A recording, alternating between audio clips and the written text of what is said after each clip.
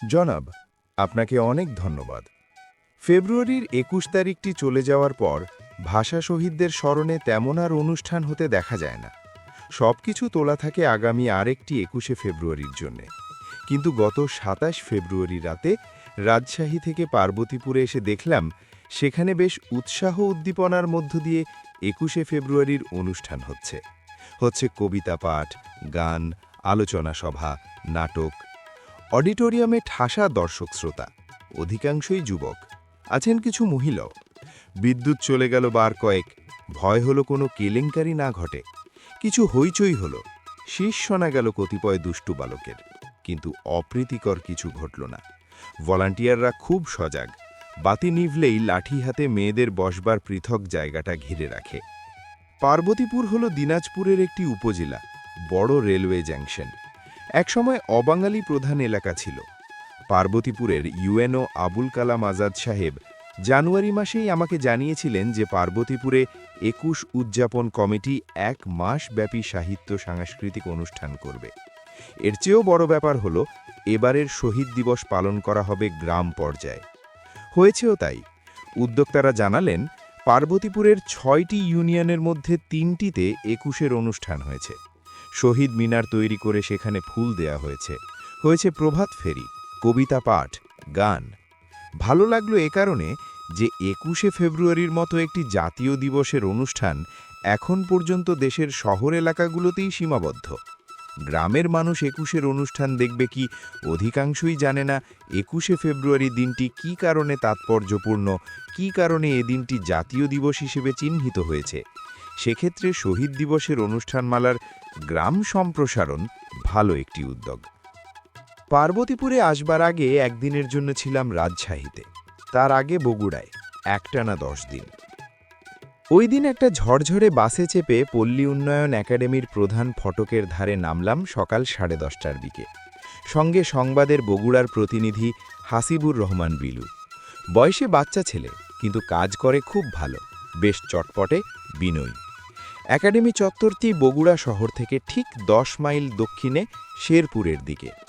১২০ একরের ওপর মনোরম পরিবেশ, আধুনিক প্যাটার্নের বহু ভবন, গাছগাছালি। গবেষক কর্মকর্তা কর্মচারীও অনেক। হালে অবশ্য গ্রাম উন্নয়ন সম্পর্কিত গবেষণা কাজকর্মের চেয়ে প্রশিক্ষণের কাজ হচ্ছে বেশি।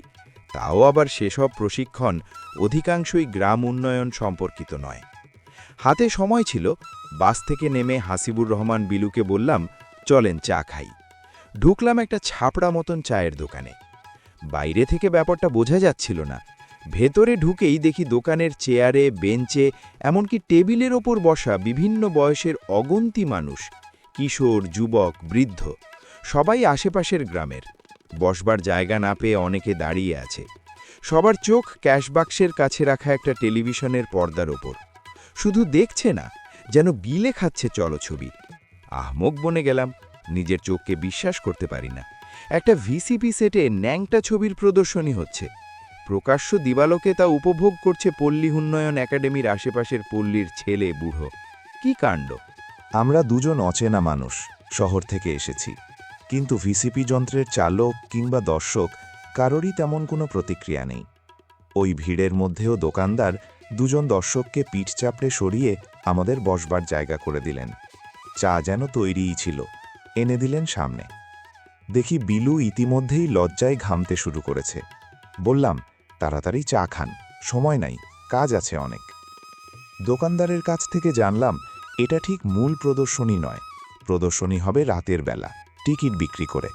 এখন এখানে শুধু টেন্ট করে দেখা হচ্ছে ব্লু ফিল্মের ক্যাসেটটি ভালো আছে কিনা। অপসংস্কৃতি খুব দ্রুত ছড়িয়ে যাচ্ছে গ্রামে। কে ঠেকাবে? কাকে কি বলবেন? কার দোষ দেবেন? পুলিশ প্রশাসন বলে কিছু আছে কি? আছে কি নিয়মনীতির বালাই? বৈধ অবৈধ রাগ ঢাক নেই, যার যা খুশি তাই করছে।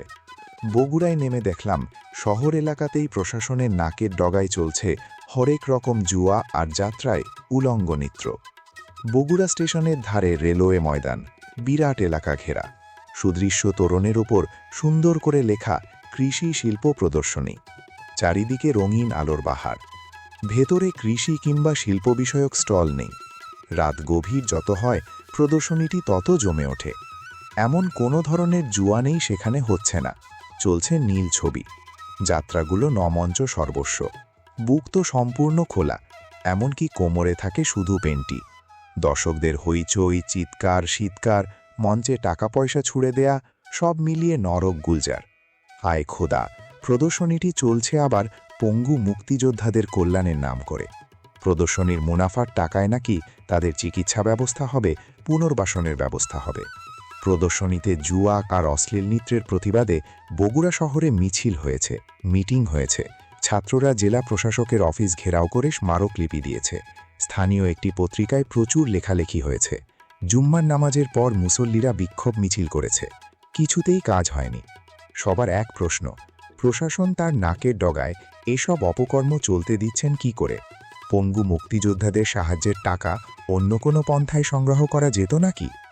জেলা পরিষদের ডাকবাংলোয় জায়গা পাওয়া দুষ্কর, ওটা এখন কর্মকর্তাদের স্থায়ী আবাস হয়ে উঠেছে। শুধু ৯ নম্বর কামরাটি, যাকে বলে স্পেশাল রুম, সেটি বরাদ্দ পেলাম জেলা বোর্ডের সচিব সাহেবকে বলে কয়। ডাকবাংলোটা বগুড়া শহরের ৭ মাথায়, হোটেল রেস্টুরেন্ট ধারে কাছে। কামরায় ঢুকেই এক যন্ত্রণা, পাশের ঘরে ফুল ভলিউমে বাজছে বিদেশি মিউজিক। ওদিকে ওপরতলায় এক কর্মকর্তা নতুন ফার্নিচার বানাচ্ছেন। মিস্ত্রিদের ঘাটাং ঘাটাং হাতুড়ি শব্দে গোটা বিল্ডিং কাঁপে। কি আর করি, কামরার একটা ছেঁড়া তোষক থেকে খুঁটিয়ে খুঁটিয়ে বের করলাম তুলো, দলা পাকিয়ে কানে গুজলাম। তবুও বিচিত্র শব্দ পাওয়া যায়। পাশে বিদেশি মিউজিক আর হাতুড়ির শব্দ মাথার ওপর। ভুক্তভোগী না হলে কেউ বুঝবেন না এ যন্ত্রণা কত অসহ্য। টোকা দিলাম পাশের কামরার দরজায়, নিবেদন করলাম, জনাব, আপনার ওই যন্ত্রটি কি আস্তে বাজানোর ব্যবস্থা আছে? ভদ্রলোক সাউন্ড কমিয়ে দিলেন মুখ বেজার করে, মুখের ওপর সশব্দে বন্ধ করলেন দরজা। এবার গেলাম ৩ তলায়, কর্তাটি কামরায় নেই। বারান্দায় কয়েকজন মিস্ত্রি একযোগে ব্যস্ত। ওরা বলল, আমাদের বলে লাভ কি, সাহেবকে বলেন। সাহেব কখন ফিরবেন তার ঠিক নেই। একটানা প্রচণ্ড শব্দের মধ্যে লেখালেখি অসম্ভব। চিন্তা ভাবনা করব একটুখানি, তাও পারা যাচ্ছে না। ব্যাগ হাতে বেরুলাম বাইরে, দেখি উত্তর বার্তা অফিসে কিংবা অন্য কোথাও বসে লেখা যায় কিনা।